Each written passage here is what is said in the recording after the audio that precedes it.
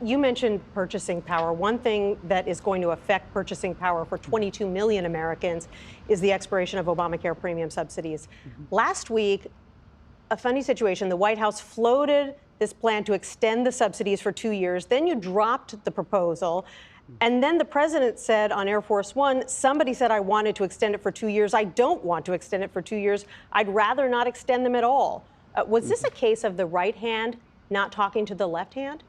No, I think that people were talking to each other, but what happened, as you know, as a professional journalist, is that sometimes people leak pre-decisional things that are confidential and pre-decisional, and I think that somebody did that, and then it rolled back because it hadn't been through the whole process. But President Trump has been clear that he's very concerned about the cost of health care, and that's why we had $50 billion for rural hospitals in the big, beautiful bill, why we tried to get $30 billion in for cost sharing, and the Democrats didn't like that. They had an alternative approach. And so I think that what we're going to see now between now and Christmas is that people are going to work this out, because we have a solution. The White House has a solution for cost sharing, and the Democrats have an alternative. And people don't want for the few seniors that have really massive increases to see those. But don't forget that the vast majority of people in the Affordable Care Act are getting their insurance for less than $50 a month. And so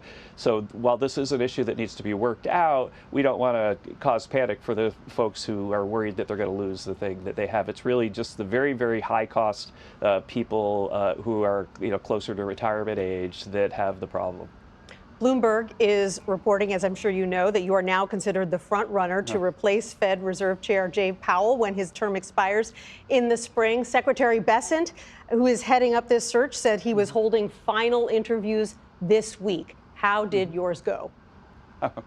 I am not sure that Bloomberg has the story right. I'm really honored to be amongst a group of really great candidates. The thing that I was most impressed about this week when that story leaked was that really, I think the news for markets was that President Trump is close to announcing a new person who's going to replace Jay Powell. And if you look at the market response to that, it was very positive. We had a great Treasury auction, interest rates went down.